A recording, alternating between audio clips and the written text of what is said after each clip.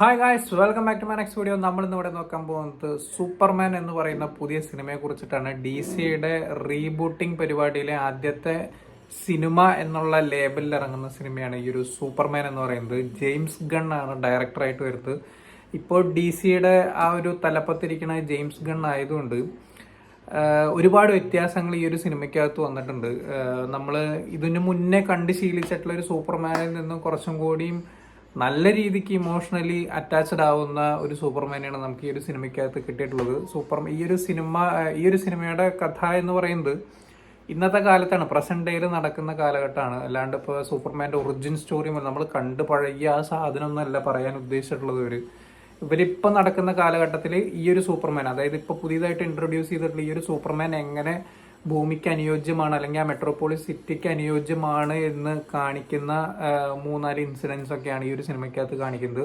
Of course Lex Luther ആണ് ഇതിനകത്ത് വില്ലനായിട്ട് വന്നിട്ടുള്ളത്.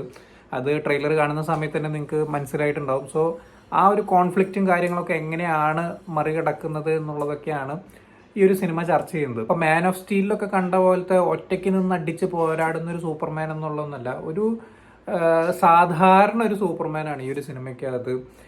സൂപ്പർമാനും തോൽക്കും എന്നുള്ള മെസ്സേജ് തന്നുകൊണ്ടാണ് ഫസ്റ്റ് തന്നെ പടം തുടങ്ങുന്നതൊക്കെ. അതൊക്കെ എനിക്ക് നല്ല രീതിക്ക് നമുക്ക് കുറച്ചും കൂടി കണക്ട് ചെയ്യാൻ പറ്റും എന്ന് എനിക്ക് തോന്നി. നമ്മൾക്ക് എല്ലാവർക്കും ഉള്ളിൽ ഒരു സൂപ്പർമാൻ ഉണ്ട് എന്ന് പറയുന്ന രീതിക്കുള്ള കുറച്ച് കാര്യങ്ങളൊക്കെ ഈ ഒരു സിനിമ പറയുന്നുണ്ട്. അവസാനം സൂപ്പർമാൻ ലെക്സ് ലൂതറിന്റെ അടുത്ത് അടിക്കുന്ന ഒരു ഡയലോഗ്, അത് ഒരു രക്ഷ ഉണ്ടായിരുന്നില്ല. അത് ഭീകര പെർഫോമൻസ് ആയിരുന്നു. എനിക്ക് നല്ല രീതിക്ക് എനിക്ക് ഇഷ്ടപ്പെട്ടു. ആ ഒരു സൂപ്പർമാനിൽ നിന്ന് അത്തരത്തിലുള്ളൊരു ഡയലോഗ് വന്നതൊക്കെ എനിക്ക് ഭയങ്കര രീതിക്ക് എനിക്ക് ഇഷ്ടപ്പെട്ടു.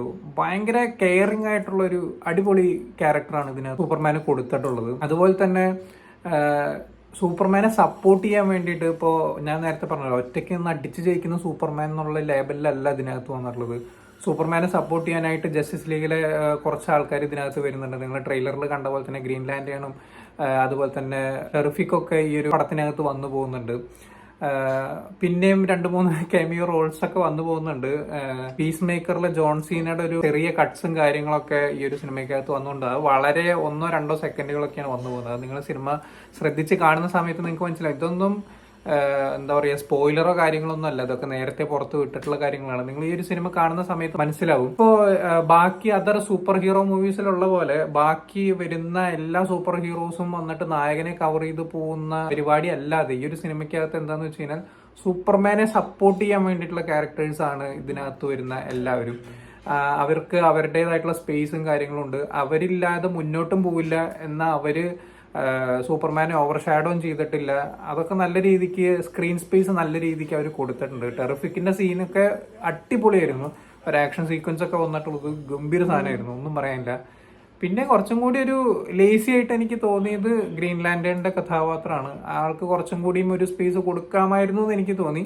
പക്ഷെ എന്നാലും അത്യാവശ്യം നല്ല രീതിക്ക് കൊടുത്തിട്ടുണ്ട്. സൂപ്പർമാൻ എത്താൻ സാധിക്കാത്തൊരു 1-2 സ്ഥലത്തൊക്കെ മൂപ്പരെത്തി പരിപാടികളൊക്കെ നടത്തുന്നുണ്ട്. പക്ഷെ ഞാൻ പറഞ്ഞില്ലേ, കുറച്ചും കൂടിയും ലേസി ക്യാരക്ടറായിട്ട് എനിക്ക് തോന്നിയിട്ടുള്ളത് ഗ്രീൻ ലാൻറ്റേൺ ആണ്. അത് പൊതുവെ ആ ഒരു ക്യാരക്ടറിന് അങ്ങനെ ഒരു സ്വഭാവം ഉണ്ടെങ്കിൽ പോലും ഇതിനകത്ത് കുറച്ചും കൂടി ഒരു സ്പേസ് കൊടുക്കായിരുന്നു എന്ന് എനിക്ക് തോന്നി. പക്ഷെ എന്നാലും എല്ലാവർക്കും അവരവരുടേതായിട്ടുള്ള നല്ലൊരു സ്പേസ് കിട്ടിയിട്ടുണ്ട്. നമ്മുടെ പുതിയ സൂപ്പർമാനെ കുറിച്ച് എങ്ങനെയുണ്ട് ചോദിച്ചു കഴിഞ്ഞാൽ, സ്യൂട്ടും കാര്യങ്ങളൊക്കെ നമ്മുടെ വിന്റേജ് പരിപാടി ഓർമ്മിപ്പിക്കുന്ന രീതിക്കാണ് അവർ ചെയ്തു വെച്ചിട്ടുള്ളതൊക്കെ. ഒരു എന്താ പറയുക, പഴയ ഒരു മഞ്ഞ വെളിച്ചൊക്കെ അടിച്ചിട്ടുള്ള ടൈപ്പിലുള്ള ഫോണ്ടും കാര്യങ്ങളും അതൊക്കെ നല്ല രസമായിട്ടുണ്ട്. പഴയ കാലത്തെ അനുസ്മരിപ്പിക്കുന്ന പുതിയ സൂപ്പർമാൻ എന്നൊക്കെ വേണമെന്നുണ്ടെങ്കിൽ പറയാം.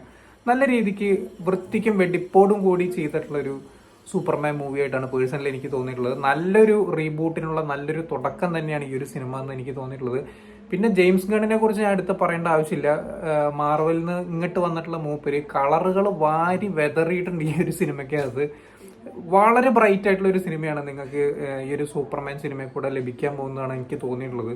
കാരണം ഇതിനു മുമ്പ് കണ്ടിട്ടുള്ള എല്ലാ DC പടങ്ങളും ഇരുട്ടത്തിരുന്ന് കാണുന്ന പോലെയാണ് ഞാൻ കണ്ടിട്ടുള്ളത്. പേഴ്സണലി എനിക്ക് ആ ഒരു വൈബ് എനിക്കിഷ്ടമല്ല. പ്രത്യേകിച്ച് സൂപ്പർ ഹീറോ പടത്തിനകത്ത് ഒരു കളറും ഒരു തേങ്ങയും നേരെ ചെവി ആസ്വദിക്കാൻ പറ്റാതെ ആകെ ഞാൻ നേരെ ആസ്വദിച്ച് കണ്ടിട്ടുള്ള ഒരു പടം മാൻ ഓഫ് സ്റ്റീലാണ്.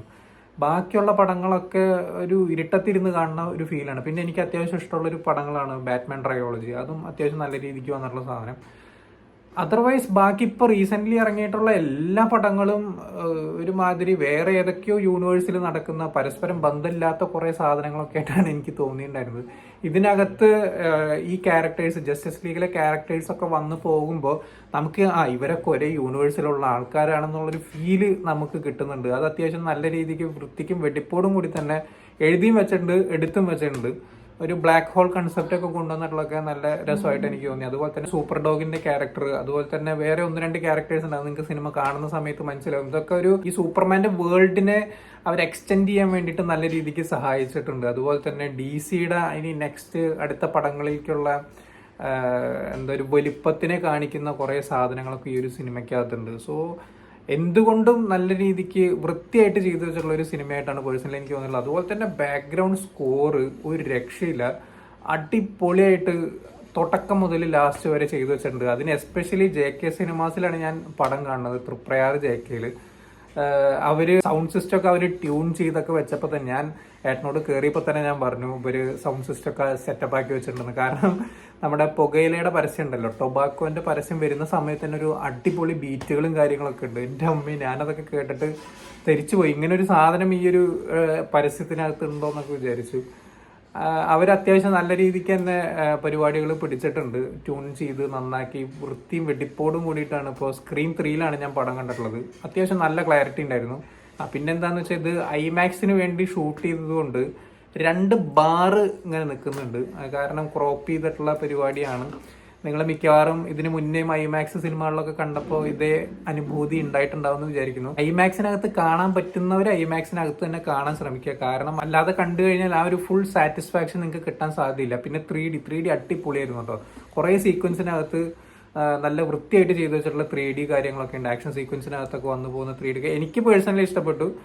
കാരണം അത്യാവശ്യം നല്ല 3D ഫിറ്റായി നിൽക്കുന്ന കണ്ണടയും കാര്യങ്ങളൊക്കെ ആയിരുന്നു എനിക്ക് കിട്ടിയിട്ടുണ്ടായിരുന്നു. നല്ല വൃത്തിയുള്ള ഗ്ലാസും കാര്യങ്ങളായിരുന്നു. അപ്പോൾ അത്യാവശ്യം നല്ല രീതിക്ക് ഞാൻ എൻജോയ് ചെയ്തു. മാക്സിമം എല്ലാവരും IMAX-നകത്തൊക്കെ കാണാൻ ശ്രമിച്ചു കഴിഞ്ഞാൽ ഒന്നും കൂടി രസമാവുമെന്നാണ് എനിക്ക് തോന്നുന്നത്. കാരണം അമ്മാതിരി വിഷ്വൽ ട്രീറ്റാണ് ഈ ഒരു സിനിമ നിങ്ങൾക്ക് തരാൻ പോകുന്നത്. കാരണം ഞാൻ പറഞ്ഞല്ലോ, നേരത്തെ ജെയിംസ് ഗണ്ണാണ്, മാർവലിൽ നിന്ന് വന്നതാണ്. മൂപ്പര് കളറുകൾ അങ്ങോട്ട് വാരി വെതറിയിരിക്കുകയാണ്. എന്താ പറയാന്നറിയില്ല. നല്ലൊരു ബ്രൈറ്റ് ആയിട്ടുള്ള ഒരു സിനിമ കണ്ടിട്ടുള്ള ഒരു ഫീല് എനിക്ക് ഈ ഒരു സിനിമ കണ്ടപ്പോൾ കിട്ടി. സോ ഇങ്ങനത്തെ കുറെ കാര്യങ്ങൾ വരാണ്ട് ഇനിയിപ്പോൾ ഒരുപാട് സിനിമകൾ DC-യുടെ വരാൻ കിടക്കുകയാണ്. ഇനി അവര് ഒരു കണ്ടിന്യൂസ് ആയിട്ട് ഇപ്പൊ നമ്മുടെ മാർവലിന്റെ ഒരുപാട് ഇപ്പോൾ ഫേസുകളൊക്കെ ഉള്ള പോലെ തന്നെ ഇവരും ഒരുപാട് ഫേസുകളൊക്കെ സെറ്റ് ചെയ്ത് വെച്ചിട്ടുണ്ട്. അപ്പൊ അതിങ്ങനെ ഓരോന്നോരോന്ന് ഇങ്ങനെ വന്നുകൊണ്ടിരിക്കും. ഇതിപ്പോ ആദ്യമായിട്ടൊക്കെ കാണുന്ന ആൾക്കാരുണ്ടല്ലോ, വളരെ ചെറിയ കുട്ടികളൊക്കെ, അല്ലെങ്കിൽ ആദ്യമായിട്ട് DC-യുടെ കാര്യങ്ങളൊക്കെ അത്രയ്ക്കൊന്നും അറിയാത്തവരൊക്കെ ഉണ്ടെന്നുണ്ടെങ്കിൽ ജസ്റ്റിസ് ലീഗ് ഒക്കെ എന്താണ്, ആരൊക്കെയാണ് ജസ്റ്റിസ് ലീഗിലെ ക്യാരക്ടേഴ്സ്, ബേസിക് ആയിട്ടുള്ള കുറച്ച് കാര്യങ്ങളൊക്കെ നോക്കി പോയി കഴിഞ്ഞാൽ തന്നെ നിങ്ങൾക്ക് അത്യാവശ്യം നല്ല രീതിക്ക്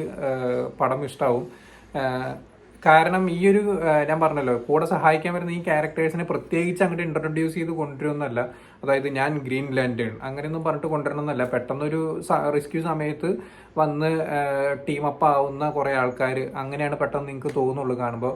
ആ ഒരു ഗൂസ് ബം മൊമെന്റ്സ് ഒക്കെ കിട്ടണം എന്നുണ്ടെങ്കിൽ എന്താണ് ജസ്റ്റിസ് ലീഗ്, ആ ഒരു ബേസിക് ആയിട്ടുള്ള ക്യാരക്ടേഴ്സ് ഒക്കെ നോക്കി വെച്ച് പോയി കഴിഞ്ഞാൽ നിങ്ങൾക്കൊന്നും കൂടി അടിപൊളി ഒരു എക്സ്പീരിയൻസ് കിട്ടും തന്നെയാണ് എനിക്ക് തോന്നിയിട്ടുള്ളത്. സോ നിങ്ങൾ ഈ ഒരു സിനിമ കണ്ടിട്ടുള്ളവരാണെങ്കിൽ എന്താണ് നിങ്ങളുടെ അഭിപ്രായം എന്നുള്ളത് താഴെ കമന്റ് ബോക്സിൽ രേഖപ്പെടുത്തുക. സോ വീഡിയോ ഇഷ്ടപ്പെട്ടെന്നായിരുന്നു, ഇഷ്ടപ്പെട്ടാൽ ലൈക്ക് ചെയ്യുക, ഷെയർ ചെയ്യുക, കമന്റ് ചെയ്യുക, ചാനൽ സബ്സ്ക്രൈബ് ചെയ്യുന്നവരും മറക്കാതിരിക്കുക. See you in the next video guys.